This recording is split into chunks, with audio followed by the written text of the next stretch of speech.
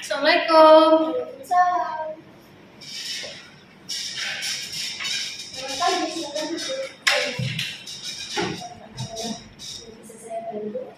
Tentu ada Bu. Sebelumnya izinkan saya perkenalan dulu. Perkenalkan nama saya. Saya mahasiswa semester 6 dari saya kuliah di kampus Solo. Kedatangan saya di sini ini memerlukan bantuan Ibu karena saya merasa ada permasalahan di diri saya sendiri. Mungkin dengan saya bercerita ke Ibu, mungkin saya bisa merasa lebih lega, merasa lebih kayak udah nggak ada beban di pikiran saya seperti itu. Terus dari pas saya harus lebih lanjut, saya perkenalkan juga terlebih dahulu. Saya senang di sini saya sebagai mahasiswa Mbak. Nanti ya sedikit banyaknya menjadi cerita dari Mbak. Jadi kalau Mbak Rifah mau bercerita, saya akan merespon dan apabila diperlukan nanti saya akan membantu memberikan sedikit saran untuk penjelasan saya di Mbak. Kalau boleh tahu, Mbak Rifah bisa kesini itu dapat informasi dari mana? Saya awalnya tuh memang mau kesini Bu, tapi kayak saya tuh masih kayak ragu dan akhirnya tuh kayak temen tuh sering melihat saya tuh kayak menyendiri, melamun dan akhirnya tuh temen tuh datengin saya terus ngasih saran terus akhirnya katanya disuruh kesini mungkin bisa lebih masalah-masalah itu bisa terselesaikan gitu. Jadi apa? Jadi nanti saya akan bantu dengan saya juga kapasitas dan kemampuan saya. Jadi silakan jika masih ada yang disampaikan kembali. Saya kan anak pertama dari 3 bersaudara. Apalagi adik-adik saya itu itu cowok semua. Saya akhir-akhir itu merasa berat karena di sisi lain tugas kuliah yang menumpuk, apalagi biasanya di seusia saya tuh udah kayak mempunyai tanggungan sendiri-sendiri. Saya tuh udah merasa khawatir sama diri saya sendiri. Apakah besok bisa membantu keluarga ataukah bahkan membantu biaya pendidikan adik gitu. Apalagi di era zaman sekarang ini anak-anak tuh udah mulai bandel, apalagi kan aku mempunyai 2 adik dan itu kan yang satu tuh sering main HP terus. Jadi kayak aku tuh susah buat bilangin dia, katanya ini udah zamannya gitu dan akhirnya suatu saat dia tuh kayak nggak jarang ngerjain tugas. Akhirnya suatu saat dia dipanggil guru BK. Saya tuh juga kayak harus menjadi contoh yang baik buat adik kan. Tapi di sisi lain saya juga banyak beban pikiran dan tugas terus melihat seumuran saya itu udah meraih tujuannya semua dan saya tuh sampai saat itu masih bingung saya harus gimana gitu. Jadi dari cerita dari Mbak Rifah ini saya ambil kesimpulan kalau Mbak Rifah itu bingung antara membagi waktu menjadi mahasiswa yang baik tugas karena semester 6 dan juga anak pertama yang harus menjadi contoh yang baik untuk adiknya. Di lain sisi saya selalu sama Mbak Rifah karena menjadi peran seorang ibu itu gak gampang dan Mbak Rifah bisa membagi antara tugas kuliah dan juga peran ibu seperti itu. Jadi dari cerita tadi, menurut saya dari sekian banyak kegiatan Mbak Rifah lakukan, Mbak Rifah harus meluangkan waktu untuk Mbak Rifah sendiri mempunyai waktu me time. Jadi biar pikiran Mbak Rifah itu nggak cuma terpakat di luar tadi. Jadi pikiran Mbak Rifah harus refresh gitu.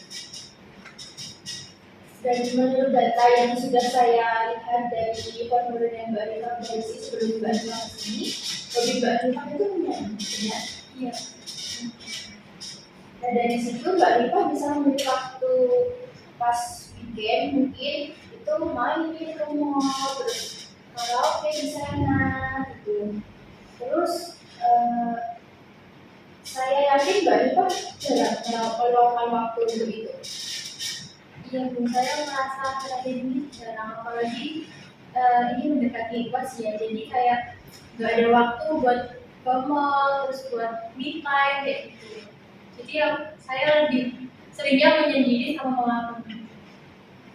Nah mungkin dari situ Mbak Eva juga bisa mengajak adik-adik Mbak Eva keluar main, terus dari main Mbak Eva juga bisa ngasih tahu, ngasih pemahaman, dan biar adik-adik Mbak Eva itu juga nurut gitu, biar mereka itu belajar dengan suasana yang baru. Karena kalau anak kecil kan kalau dikasih tahu dengan mungkin ada atau kata-kata yang mereka nggak suka kan sulit untuk menerimanya. Jadi ketika main bisa disembunyiin sama ketawa-ketawa, dan mereka juga bisa menerima berita dari Mbak Eva.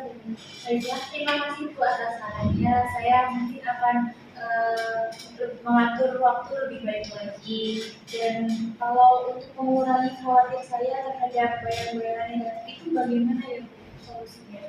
Kalau untuk itu Mbak Eva bisa melakukan hal yang saya berikan.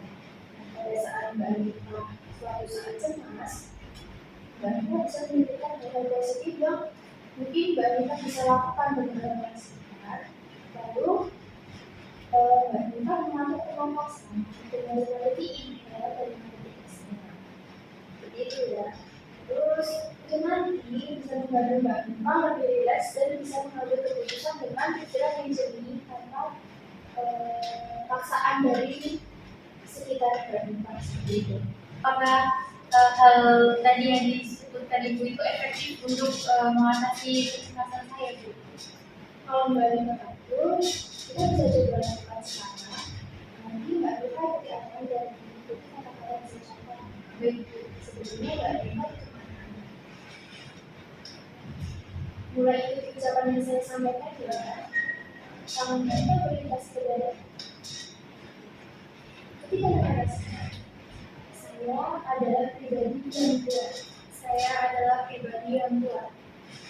Silakan berani melakukan itu 3 kali dan beri penekanan pada perasaan yang mendalam dimasukkan pada pikiran awal bawah sadar Mbak Eva. Saya adalah pribadi yang kuat. Saya adalah pribadi yang kuat. Saya adalah pribadi yang kuat. Saya adalah pribadi yang kuat. Saya adalah sosok yang baik. Saya adalah sosok yang baik untuk orang-orang di sekitar saya. Saya adalah sosok yang baik. Saya adalah sosok yang baik untuk orang-orang di sekitar saya. Untuk orang-orang di sekitar saya. Saya adalah sosok yang baik. Saya adalah sosok yang baik untuk orang-orang di sekitar saya. Untuk orang-orang di sekitar saya. Silakan berkata. Lalu Mbak Eva tarik nafas tahan 5 detik. Keluarkan. Lakukan juga.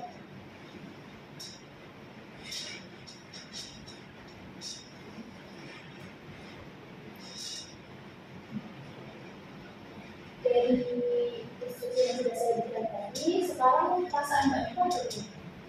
Saya merasa selalu fresh dan lega, kayak apa ya tadi yang berisik di kepala saya itu udah kayak berbeda, udah kayak reda gitu. Alhamdulillah kalau begitu Mbak Eva, nanti Mbak Eva bisa lakukan ini di rumah sendiri atau mungkin pas di kamar atau di tempat kerja Mbak Eva, tapi dengan catatan suasana sekitar harus tenang biar nggak terdistract sama suara-suara gitu. Baiklah, kalau begitu saya rasa pertemuan kita depan ini kita cukupkan sekarang, dan saya harap Mbak Eva kembali pada pekan depan dengan pertemuan. Dan saya ucapkan terima kasih Bu atas solusi, atas treatment yang sudah diberikan Ibu kepada saya. Semoga treatment yang diberikan Ibu ini dapat membantu saya untuk mengatasi masalah-masalah yang saya alami. Assalamualaikum. Waalaikumsalam, silakan masuk. Oh, Mbak Anita, silakan duduk Mbak. Terima kasih. Gimana kabarnya lagi? Kuliah aman? Alhamdulillah saya sehat dan alhamdulillah kuliahnya juga lancar. Antusias sekali seperti ini. Apa yang membuat Anda sekarang sangat antusias? Saya merasa arahan yang Ibu berikan kemarin itu sangat berpengaruh pada diri saya. Ya kan? Kegiatan seperti apa yang satu minggu belakangan Mbak Anita lakukan?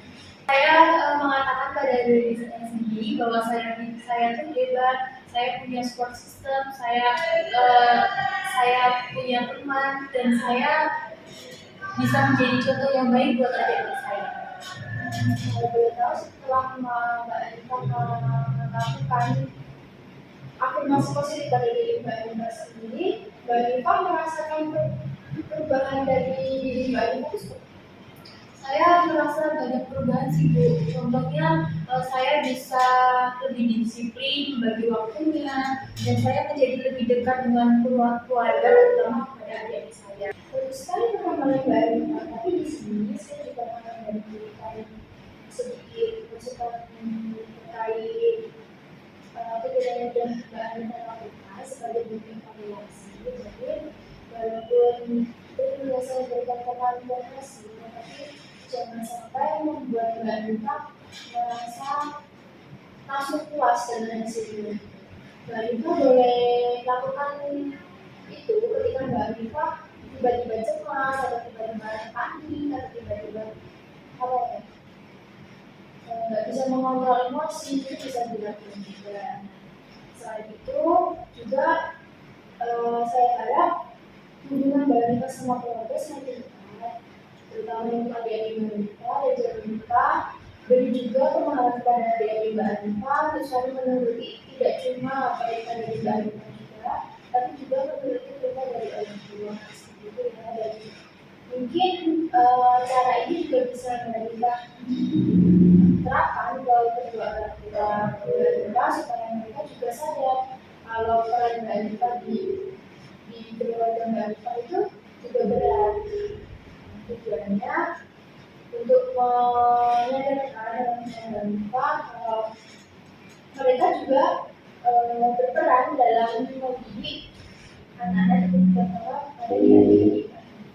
Baik Bu, nanti saya mau coba ke orang tua saya sesuai arahan Ibu tadi. Dan saya ucapkan terima kasih banyak atas masukan Ibu, atas saran Ibu, atas jalan Ibu, dan atas segala Ibu yang berikan selama saya membuat konseling di sini. Sama-sama Mbak Anita, saya juga senang dengan dukungan dari Mbak Anita, dan saya juga senang membantu Mbak Anita menjadi versi Mbak Anita yang sekarang. Saya harap ilmu yang saya berikan kepada Mbak Anita bisa Mbak Anita terapkan di kehidupan Mbak Anita selanjutnya, dan mungkin bisa Mbak Anita bagi ke teman-teman Mbak Anita. Baik Bu, terima kasih. Sama-sama.